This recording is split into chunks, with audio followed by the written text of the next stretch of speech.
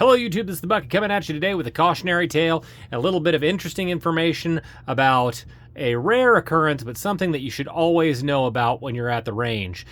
I picked up a squib today, and a squib is a unique thing where when the hammer hits the firing pin hits the primer goes off, and it starts the bullet down the end of the barrel. But for a couple of different reasons, there isn't enough powder charge, or there's a malfunction to the point where the projectile gets lodged in the barrel and it does not actually exit the barrel. And that happened to me today, and I was shooting this 1935A by SACM. I was using Steinel ammo 765 French long, and I was shooting it, and I was with my buddy Oscar, and we were having a good time. This gun was functioning great. It was doing awesome.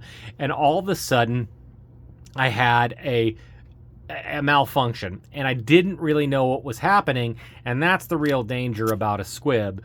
So I actually have the video of it. As you can see, I fire a few rounds, then all of a sudden, on the last bullet of the round, you just hear a little poof, and the slide doesn't act.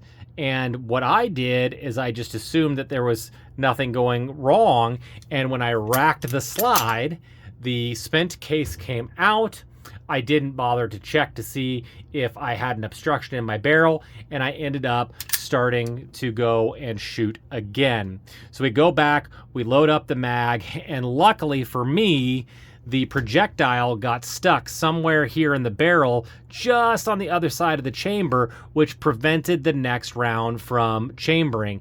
And if you look in this video, you'll see that Oscar releases the slide, and the next round gets picked up and can't seat all the way in. You'll see that the slide is just a little bit further back, can't get into battery, and luckily the gun won't run.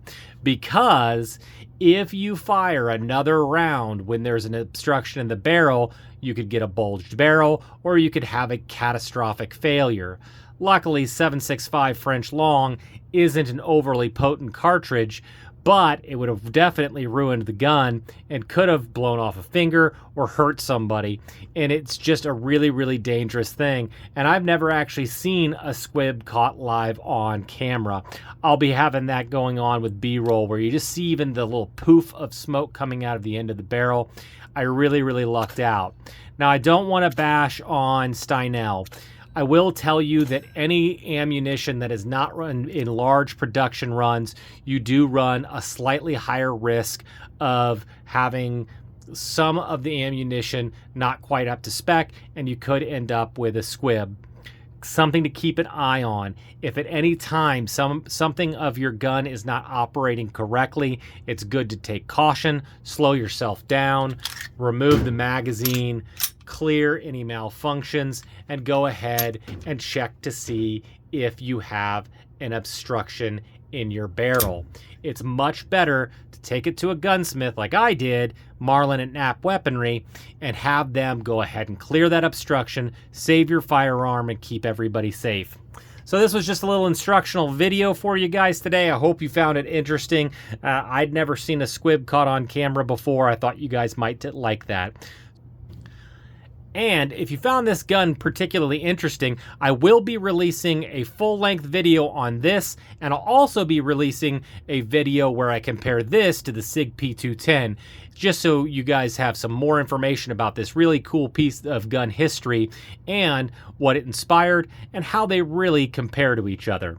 I do want to thank you guys so much for supporting the channel. All the likes, the comments, the shares, they're really appreciated. And as always, you stay classy, YouTube. Little baby Bucket, do you want to live in California? No. Why? Because I'm not a compliment.